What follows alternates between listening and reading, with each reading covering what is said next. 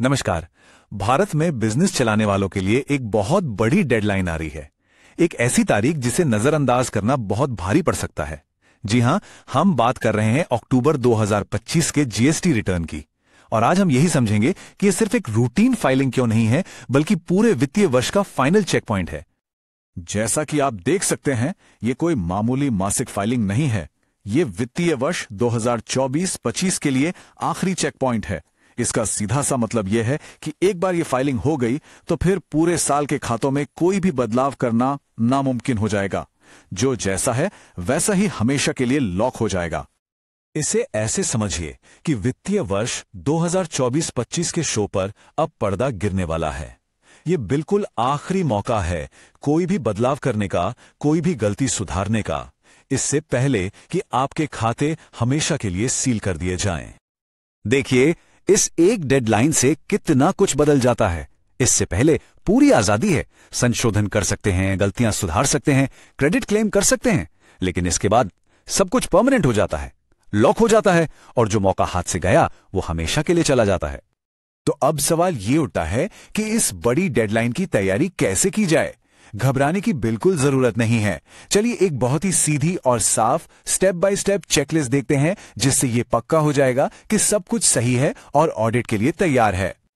तो यह है हमारी 5 पॉइंट चेकलिस्ट। टर्नओवर से लेकर आरसीएम तक ये वो 5 जरूरी जांचें हैं जो भविष्य की किसी भी परेशानी से बचा सकती हैं और ये भी पक्का करती हैं कि कोई पैसा फंसा ना रह जाए। आइए एक एक करके इन सभी को समझते हैं। सबसे पहला और सबसे बुनियादी कदम है टर्नओवर का मिलान। मतलब ये पक्का करना कि जीएसटीआर 1, जीएसटीआर 3B और अकाउंट बुक्स में जो टर्नओवर दिखाया गया है वो बिल्कुल एक जैसा हो। जरा सा भी अंतर टैक्स अधिकारियों का ध्यान खींच सकता है और बेवजह की जांच का कारण बन सकता है। टर्नओवर मिलाने के बाद अगला काम है इनवॉइसेस को चेक करना। ये वित्तीय वर्ष 2024-25 के दौरान जारी किए गए किसी भी इनवॉइस में हुई गलती को सुधारने का आखिरी, जी हां बिल्कुल आखिरी मौका है। चाहे इनवॉइस की डिटेल्स में कोई गड़बड़ी हो, या टैक्स की दर गलत लग गई हो, या फिर एचएसएन कोड का क्लासिफिकेशन गलत हो, उसे ठीक करने का यही समय है। याद रखिए, सीजीएसटी एक्ट का सेक्शन 37 साफ कहता है कि इस डेडलाइन के बाद कोई सुधार नहीं होगा, तो हर इनवॉइस को बहुत ध्यान से जांचना जरूरी है। तीसरा पॉइंट है क्रेडिट नोट्स। अगर पिछले वित्तीय वर्ष के लिए टैक्स की देनदारी को एडजस्ट करने की जरूरत है तो उसके लिए कोई भी क्रेडिट नोट अक्टूबर रिटर्न फाइल करने से पहले ही जारी करना होगा। ये कानूनी तौर पर इसकी आखिरी तारीख है। और अब चौथा और शायद आर्थिक रूप से सबसे जरूरी चेक, इनपुट टैक्स क्रेडिट यानी आईटीसी। अगर पिछले साल का कोई भी जायज आईटीसी अभी तक क्लेम नहीं किया गया है तो ये उसे हासिल करने का आखिरी दरवाजा है। इस टाइमलाइन को जरा ध्यान से देखिए।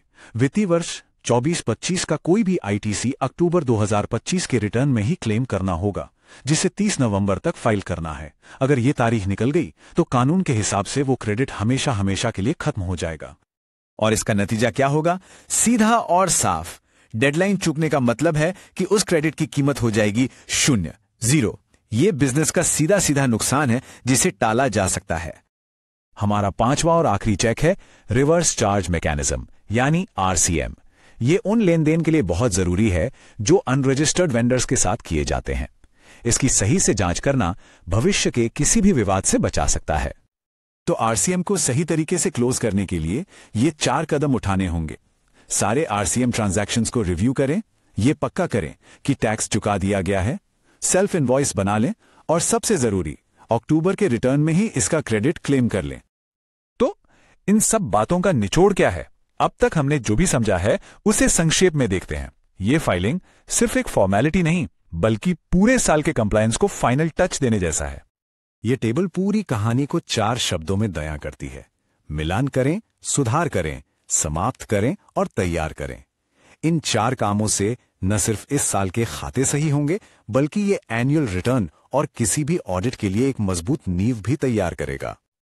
और हां, एक प्रो टिप, अक्टूबर का रिटर्न फाइल करने से पहले किसी प्रोफेशनल से जीएसटी हेल्थ चेक करवाना एक बहुत ही स्मार्ट फैसला हो सकता है।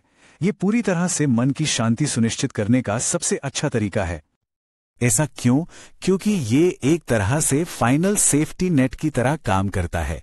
ये खातों को हमेशा के लिए लॉक करने से पहले किसी भी छिपी हुई गलती या कमी को ढूंढकर उसे ठीक करने का आखिरी मौका देता है। तो आखिर में सवाल बस यही है, वित्तीय वर्ष 2024-25 के खाते हमेशा के लिए सील होने वाले हैं। क्या वे ऑडिट के लिए पूरी तरह से तैयार हैं? इस सवाल का जवाब ही ये तय करेगा कि आने वाला साल कितना आसान या मुश्किल होगा।